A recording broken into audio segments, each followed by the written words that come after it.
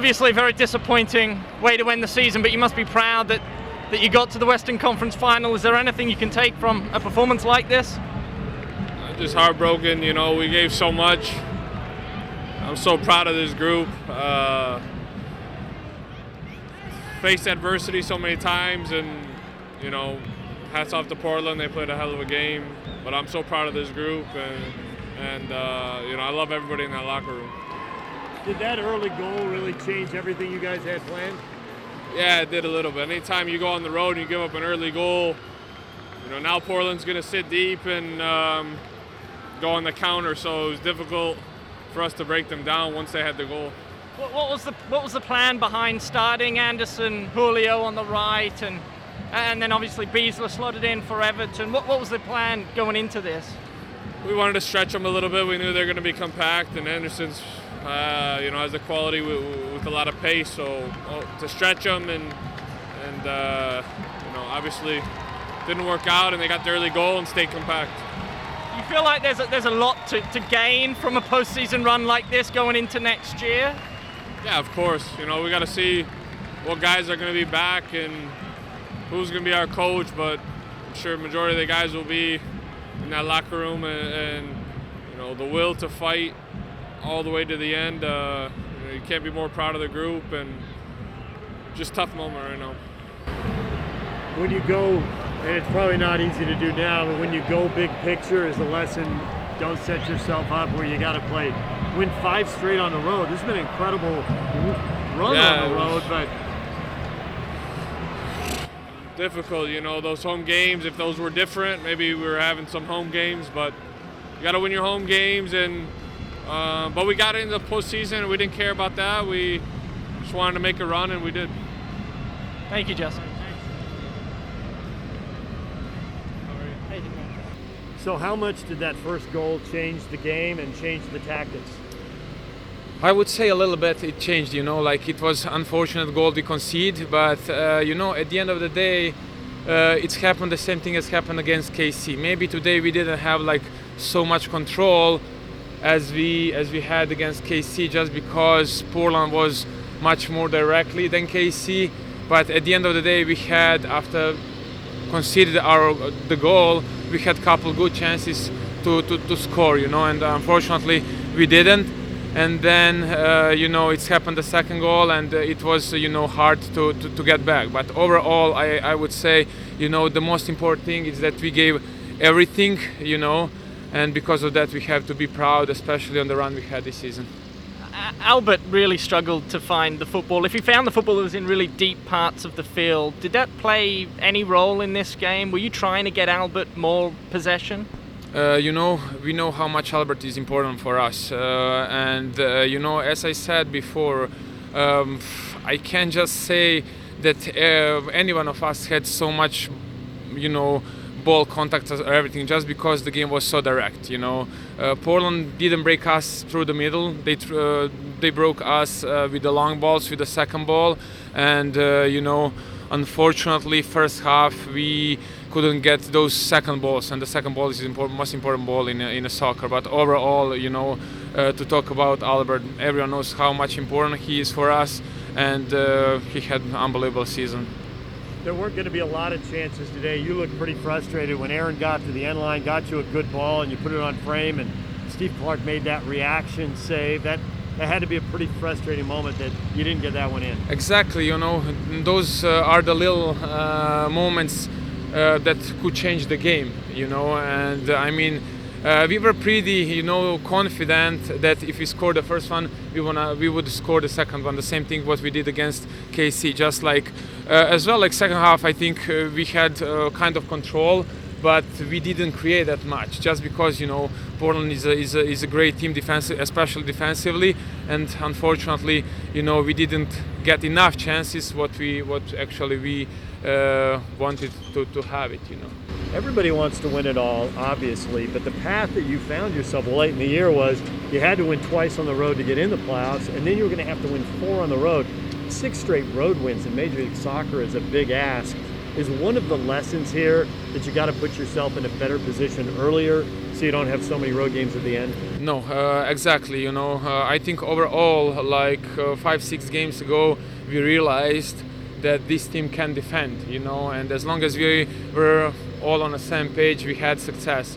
Unfortunately, of course, every one of us wanted to go all the way through, to win the MLS Cup, to do something special, to write the history.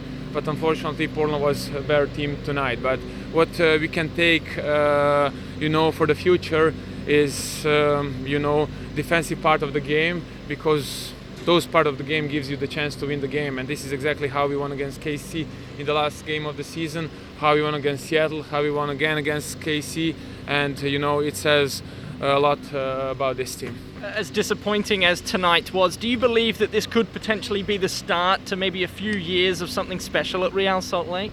Yes, totally. I would point this team is something special. Not just the team. I would point here the coach staff, medical staff, media staff. I would point the RSL organization, our fans. They're unbelievable. I would say in front of the team, huge thank you to those who are traveling here to support us. Those at home believed in us, and it means a lot of. So much for us. And this is where I see the great path, to build up for the next season and for the future. So as a veteran, you talk to a younger player like Aaron. He did a lot of really good things for the club over the course of the season. This was obviously a hard game, from the first goal to the red card. And I have seen young players get beaten down by stuff like this. Do you talk to him about that? Totally. At the end of the day, we all know, as well as I said before about Albert, we know how Aaron is important for this team. His assist year, his overall season this year was unbelievable, and for sure he's gonna keep building. And those moments for sure are not the easiest. But as long as you learn from them, that's good. And for sure he's gonna learn. He's not gonna put his head down, because everyone in this locker has to walk away with the chest out and with the head up. Do you believe Pablo Mastroeni should be the man in charge for next year, or do you not have an opinion? You know what? What I can say about Pablo: great human being, great head coach, great motivator. The guy who put us on the same page last 3 months. So I don't want to say that we were not on the same page with Freddie, because of the run we had, Freddie has success as well. But now we are talking about Pablo, and all what I can say about him, it's all the best, and I really hope he's gonna get the chance. But as I said before, it's not up to me. It's up to front office to make decision. But I know that the locker likes him a lot, and the effort he puts on this team and on himself, it's just unbelievable. Thank you, Thank you guys, appreciate that. Wish you guys best of luck. Whatever you want. It's up to you. Who would have thought? You'd be back in Portland. I know, yeah. This is what I do now. I just travel across country to speak to you guys. So, you ready? I know why you're here. RSL's playing Portland in the playoffs. But Natum, why are you here? Basically because of what you said, and it was good to see the guys. I've said I wanted to come in all season, but it's only been the last month basically when I've been able to travel over. So it's good to come before the game, see the guys, see some staff, see some very familiar faces, and wish them well before the game. Obviously it didn't work out too well, but it was great to see them from my standpoint, and hopefully going into the next year they can have some momentum. So is the trip strictly personal? Strictly personal, yeah. There's no business. We shouldn't read into this at all. No, absolutely not. No. I don't. If you're thinking about me kicking soccer balls around, no. Look at this weather. I couldn't possibly play in such conditions. It's cold and it's rainy, and you're from England. How could you possibly play it? Well, exactly. Don't be so ridiculous. Yeah, I prefer watching games from a distance now. If somebody looks after me, maybe in hospitality, but it was, as I say, it was just good to watch the game. So when I said professionally, I didn't mean for you to come back and play. I just wondered, as you transition into life after soccer, there's lots of roles. There's media stuff, and we know you've done that. There's front office, there's scouting, there's people who are loosely affiliated with clubs, and there are people who work for clubs every day. So I didn't know if you were kind of feeling your way through retirement. Association with the club, perhaps there may be something with that in the future. But for now, it's the media stuff which I do, but that tends to be back in England anyway. Basically, I'm trying to distance myself wherever possible from a full-time footballing schedule, because I did that for long enough. So yeah, I'm trying to take back my own time and doing things which I really believe in. And if I get the chance to do something for the club further down the line, maybe. But for the stuff which I'm doing now, it's fantastic. How much were you able to watch the team from Manchester? Were you able to see many games? What do you make of them, I guess? It's the curse of being in Utah, basically. So everything's 7 hours ahead where I am. So most of the games kick off middle of the night. But I was always checking the highlights on YouTube. I'd record some of the games if they were being shown on my TV. So I did watch a few, but I had a feel for what was going on, because I still speak to a ton of the players and the staff as well. So it's not as much as I would like, and I didn't see as many live as I would like. But I was up for Demir scoring his last-minute goal in the last game of the regular season, and that was at 3:30 in the morning, and it did cost me for that whole weekend or whatever. So, yeah, I've seen whatever I can see, but it's always comes at a price. And then, there was a bit of chaos last year when you were playing. Chaos. Yeah, Just a little bit. There was a little bit as well this year. Freddie obviously departed for an assistant role in Seattle. Pablo's taken over. You're a big leadership guy. It was one of the biggest impacts you had on the club. You must be pretty rapt with how they turned out this year. Yeah, I was saying, as still winning, after Demir scored in the regular season, then they won at Seattle, then they won at KC, I was like, you're possibly 2 wins away here from a 30 for 30, just about you guys, because things really have been, not ideal, let's say that. But in fairness, I believe in the club, I believe in the people, and it's because they can find ways through adversity. Obviously most clubs would prefer to not have that whatsoever, but the fact that they were able to make it this far, given everything that's gone on in the last 18 months, 2 years or so, I think it's credit to them. And obviously today they came up just a bit short, but it's still a club that's got great potential. I think when the new ownership comes in, I think the club could really kick on. Do you think the game of football is one that we often talk about, big name players, lots of money being spent, and Real Salt Lake's a pretty real life example of a group that's got a lot of chemistry going for it, a sense of belief, there's power in that? Do you think that we need to maybe talk about that more often within the game as opposed to all this money floating about? I think the money, because it's professional sports, money's always going to be part of the conversation. But then even within that, I think some of the best teams, they have people who maybe cost a bit more money, but they still have the chemistry. Without the chemistry, you've got maybe what, say, LA Galaxy have been for the past few years or something. They do well and they always have a big start, but then they don't seem to make it into the playoffs and stuff like this, because maybe the chemistry's not there, maybe just speculating.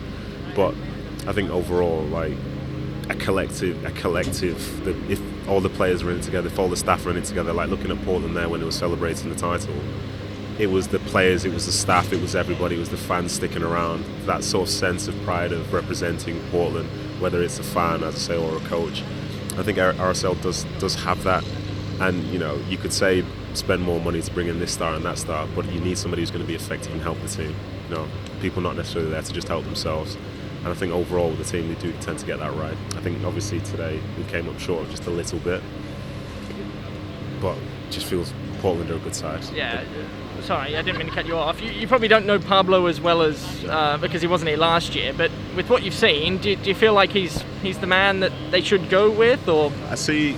Obviously, I can't make those sorts of decisions myself. Right. But I spoke with him earlier, and he understands. I think he understands the club. He's seen it now for a period of time.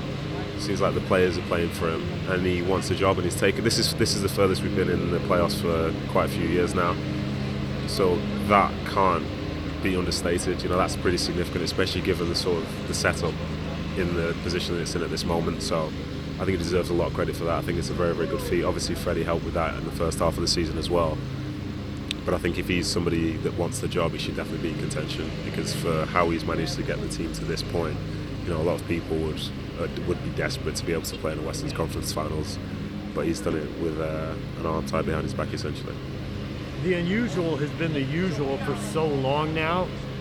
I think we could use the help of someone who's got multiple perspectives, and MLS a little bit. Yes. You played in England, and you fought in leagues all across Europe. For a club to go more than a full year without an owner, and for the manager, the head coach, to leave mid-season to be an assistant for a rival club, and to still get these results. You get any story that compares to anything? Because this is like bizarro world, isn't it? It doesn't. it doesn't make sense whatsoever. Doesn't make sense whatsoever because when you look at some other franchises which maybe don't have the level of stability and so on, you're possibly looking at like Cincinnati, who don't win a lot of games. But in RSL, I think they found a way to do that with the people who have left. There've been some good people who have left the club. There've been some good people who've had to leave and go and seek work elsewhere and so on. But there's a good, honest feeling about the group of players and the team and the fans and stuff like that. And as a consequence, I think you'll always get like a base level of something. And then at certain times, you can have big moments from some of the big players and just the collective winning games. You're not going to win stuff with just an individual, but you can see they all love working with each other. Every time somebody scores a goal, everybody comes and celebrates together. Every time they get through a round, everybody's posting about the same things together, and it's not for show. That's the reality of the situation. So yeah, the season itself and the setup and not having the ownership, I think there's a lot of insecurity for a second year, which is way too long in my opinion. But to give them credit, they're still buying into each other. They're still buying into the goal. And, they snuck into the playoffs with the last kick of the regular season and so on. But it would have been very easy to just roll over and just say, it's not going to be our year because things aren't going great. But there's a certain level of desire, work ethic, belief and trust amongst that group of people. And I think it's something that should be championed. All right. Thanks, sir. Thanks, man. No problem at all. I'll see you again. Sorry, I'll see you again next year. All right. See you again next year. I'll be It's a here. pleasure. All right, cool, we're good. So how much did everything change in those first 5 minutes when they get a pretty unusual looking goal? Yeah, well, it's not what we wanted, right? The start of the game, out of nothing, a lucky, I don't know if it's a shot or what is a deflection, but it goes in and, it gave them momentum basically for the rest of the game, and we couldn't really get into the game, although we created maybe Demir's header in the first half, but we couldn't really break them down, and it was a tough one tonight. I felt like you had a tough time finding the football throughout the game. What was it about Portland that were kind of, anytime you touched it was in very deep areas, it felt like? Yeah, well, I was coming deeper to get the ball. I feel like if I stayed higher up, I wouldn't touch the ball. Demir ended up doing, the same thing, and we couldn't really break them down. They had a compact block, and especially through the middle, so there weren't really, spaces to break them down. And every time we went out wide, that was probably what we should have done a little bit more of, looking at it now, because there was probably more spaces outside than in the middle. So yeah, it was.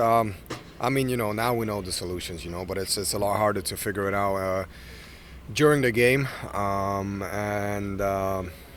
As I say, we didn't create a lot of good chances today. What is it about Portland? Is it anything in particular? 4 defeats in a season. They say it's hard to beat a team twice, and somehow they beat you 4 times. Is there anything in particular that they do that just you can't quite figure out, or? No, not really. We played here before and we lost to them, but it was a completely different game how it looked. We were creating chances, having shots, and that kind of a game is kind of easier to accept when you lose compared to the one today. Fair play. They beat us 4 times. This year, as you said, and that's very hard to do against anybody. So. I don't know, maybe, I don't know, they're together for quite a few years, the players. Maybe it's that, maybe it's something else. I honestly don't have an answer why they are good, but, they are a good team. Is Pablo the guy for you going forward? Would you like to see Mastroeni at the helm, or do you not have an opinion? No, I do have an opinion for sure. I think what he's done, he definitely deserves to stay.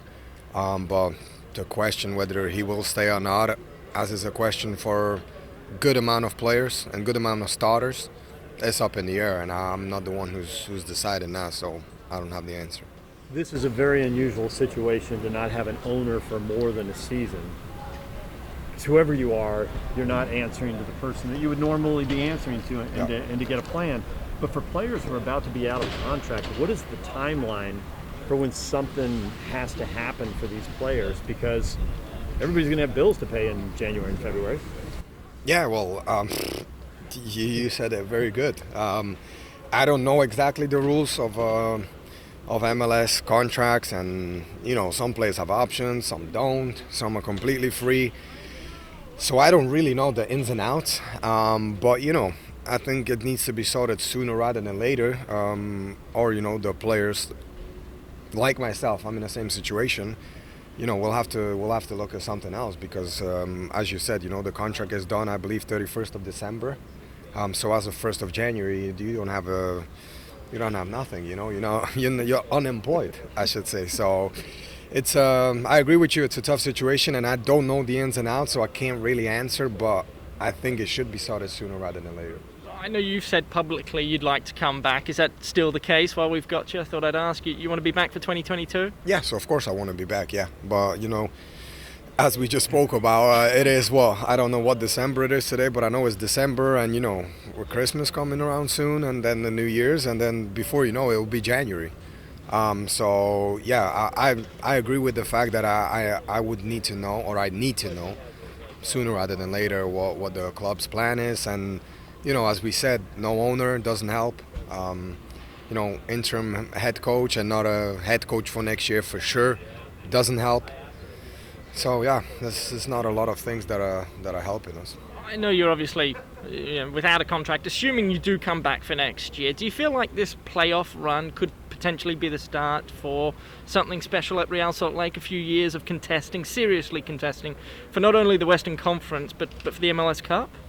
Well, I think we seriously contested this year. Right. I mean, one game away from the cup, and right now it's when we look back at those two games we lost at home, maybe we could have hosted a playoff game. Things could have been different, but I still think for the fact that we didn't have an owner and Freddie left midway through season, what we achieved is quite amazing, and I think everybody should be proud of themselves for this year. And I mean, we proved to ourselves that we're good enough, even though the whole league doubted us and saw us not making playoffs and then out in the first round and out in the second round. We proved that we are good enough. So we'll see what happens in the offseason, if any new players come in, if people stay, people go, what happens, and then we'll go from there next year. So let's assume that things work out the way a lot of fans would like and the way you said, and you're back, and the core of the club there's always some turnover. Is the lesson to take away from the end of this season that you do have to perform a little better earlier in the year? Because to win the Cup this year, you would have had to finish the year with 6 straight road wins. And people in Major League Soccer don't usually win 6 straight on the road. Yeah, no, it does, especially with this playoff one-off game that you don't play home and away. The regular season is very important, and the seeding is very important to host the game. We've said that all year long that in MLS the home team is 99% of the time is the favorite to win the game, regardless of where the standings the other team is. So the regular season is very important, and of course we wanted to start good, but things didn't go our way.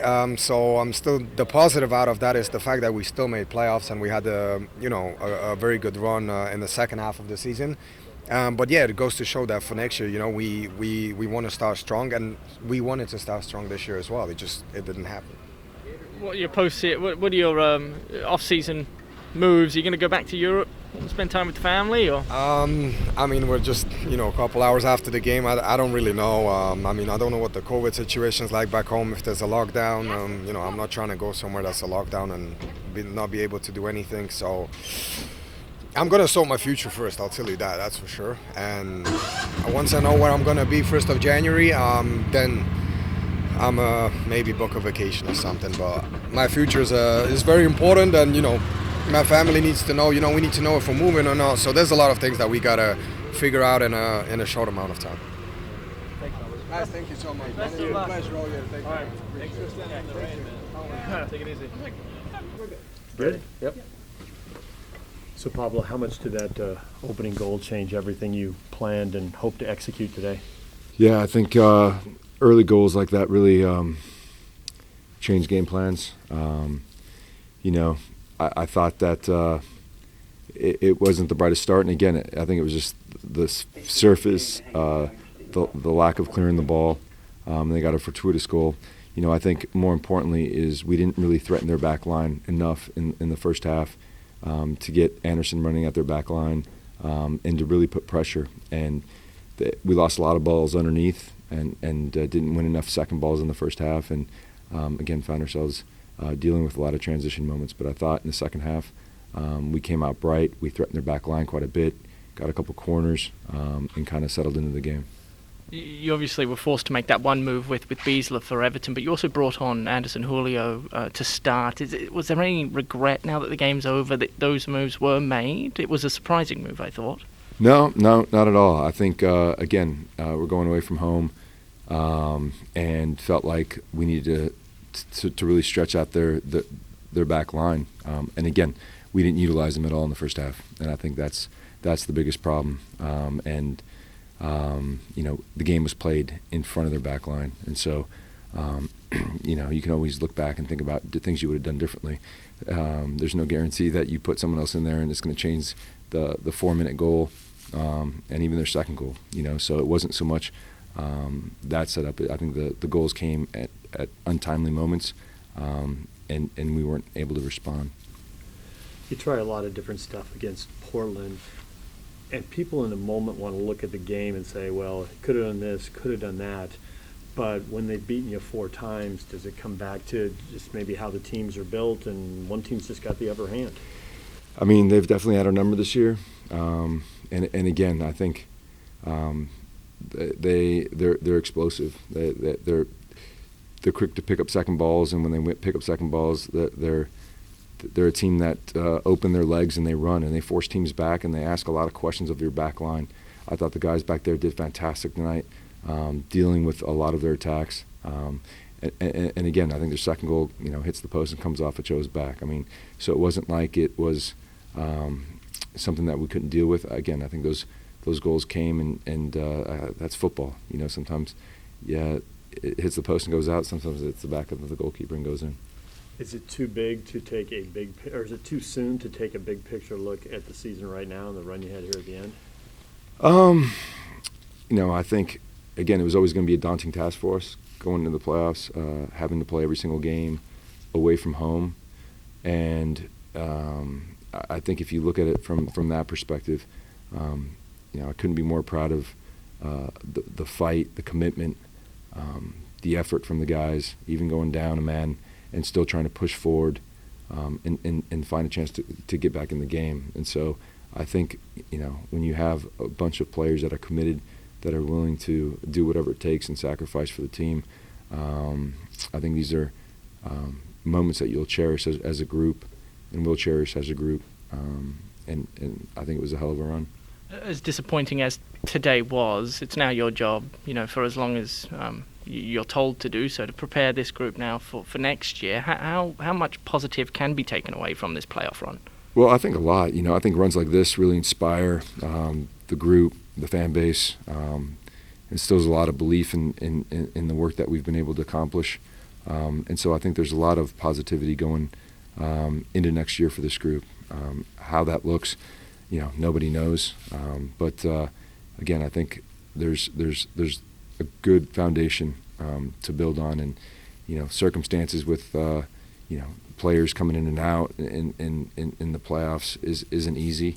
But again, as a collective, I thought we competed the right way, and I think these guys can hold their heads high when they leave the locker room today for the run that they've been able to put forth. Thanks, Pablo. Thank you. Yep.